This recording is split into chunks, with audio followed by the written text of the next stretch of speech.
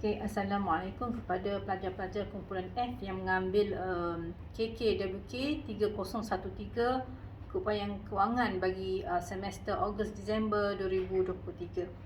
Okey, ini yang nak saya bentangkan ni ialah maklum balas daripada hasil pentaksiran berterusan PB yang telah anda laksanakan.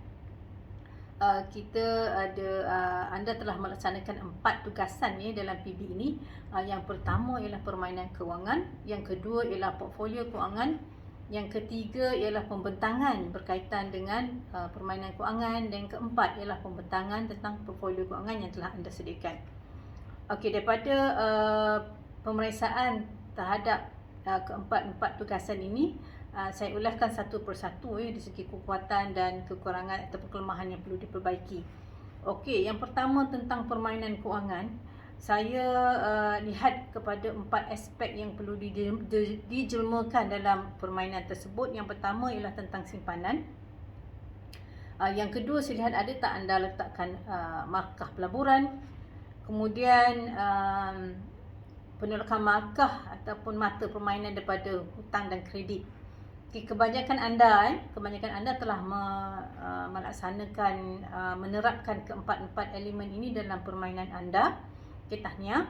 Hasil kerja anda keseluruhannya kemaslah, menunjukkan kreativiti, walaupun ia sebenarnya adalah daripada hasil inovasi yang lepas. Hanya contoh yang awak dapat dalam talian dan sebagainya. Tadi saya terimalah, saya tetap menerimanya. Cuma ada satu dua hasil kerja yang tidak begitu kemas. Bagi saya dibina sekadar sambil lewa sahaja. Saja secara keseluruhannya adalah baik. Itu tentang permainan. Yang kedua tentang portfolio. Dari segi bahasa, anda semua majur bahasa, jadi tidak ada bahasa yang saya anggap tidak baiklah. Semua bahasa ilmiah yang menyelaras bahasa yang baik. Sekali lagi, saya nak melihat kepada aspek simpanan, peleburan, kredit dan hutang. Semua menyatakan tentang isu-isu ini, tentang elemen-elemen ini, ada dinyatakan. Tetapi saya dapati kebanyakan anda ni bila menulis tentang pelaburan, simpanan, kredit, hutang, semua buat penulisan secara umum. Sebenarnya soalan tidak hendaki tentang itu, perkara itu. Yang sepatut anda tulis, huraikanlah tentang bagaimana anda buat perancangan sendiri yang dikaitkan dengan simpanan, pelaburan, hutang dan kredit. Bukan umum. Kadang-kadang tu kebanyakan anda lah, separuh daripada penulisan itu berkaitan dengan penulisan umum. Saya tidaklah nak penalize banyak markah, nak tolak banyak markah, tapi saya anggap satu penulisan yang sederhana lah, kalau anda tidak menjawabnya secara spesifik tentang perancangan anda sendiri. Okey, satu yang saya agak sekilan saya rasalah, ada penulisan yang berbentuk, saya rasa copy paste lah daripada tugasan yang lama daripada senior-senior anda. Kenapa? Kerana saya dapati ada perkataan yang berkaitan dengan kerja khusus yang lepas, yang berkaitan dengan menang hadiah 100,000. Tak ada kaitan pun dengan soalan tugasan kali ini. Itu yang lepas. Jadi saya agak ragu-ragu lah mula-mula. Saya rasa ragu-ragu bila saya jumpa teks seperti ini tentang keaslian penulisan anda semualah. Tapi saya tak ada bukti, hanya satu saja. Jadi saya mintalah anda jujur, mengingatkan PB untuk akan datang bila berada di sekolah pun mestilah bersikap jujur dengan setiap kerja yang dilaksanakan di sekolah nanti. Satu lagi, saya dah ingatkan, apabila menyediakan portfolio mesti sediakan satu jadual pembahagian kewangan anda untuk simpanan, pelaburan dan kredit. Tapi tak satu pun yang melaksanakannya, saya tak jumpa. Dan kelas saya dah tunjuk satu ataupun dua contoh bagaimana jadual itu dibina. Jadual kewangan ni terpulang kreativiti masing-masing, tapi perlulah tunjuk dalam satu jadual yang saya minta itu. Tapi seorang pun tak menunjuk, hanya menerangkan setiap pecahan kepada aspek-aspek tersebut. ada bukti pengenaan dan sebagainya, ada lampiran-lampiran yang membuktikan pilihan anda itu bagus. Tapi tak seorang pun meletakkan satu jadual menunjukkan pecahan agihan 100,000 tu.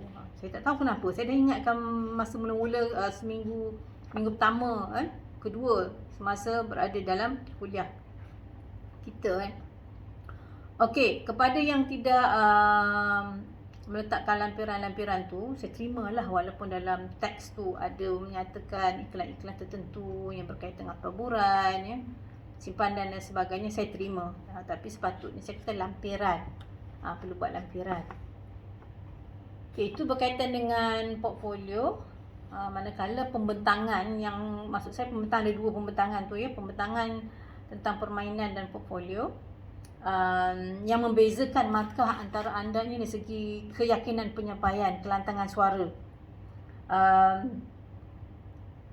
Ada sebahagian anda ni dia membaca teks, membaca slide, jadi tidak menzahirkan satu pembentangan yang meyakinkan lah.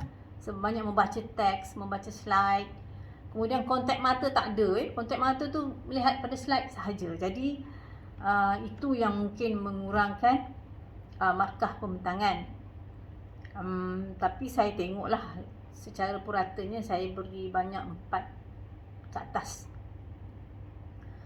Agak sedikit saya kurang berpuas hati apabila pembentangan itu berbentuk pembentangan dalam talian yang bentuk rakaman MIT, seperti awak menggunakan GC, pembentangan yang ada, itu maksud saya, bukan pembentangan dalam bilik darjah, dalam kelas. Jadi itu saya automatik saya beri markah 3. Ada beberapa pelajar yang berbuat demikian. Saya dah ingat banyak kali sebab untuk tugasan kerja khusus ini pembentangan dalam bilik darjah, dalam kelas. Jadi ini mungkin memerangkap saya nanti kenapa ada pembentangan dalam bentuk MIT begitu. Jadi saya automatiklah, bagi saya tidak menjawab soalan. Saya masih terima kerana menilai pada konten kandungan persembahan tersebut. Jadi saya beri paling tinggi 3. 3. Jadi itu sajalah maklum balas dari saya. Saya harap anda semua dapat memanfaatkan daripada maklum balas ini untuk memperbaikilah kerja-kerja tugasan yang akan datang. Sekian, terima kasih.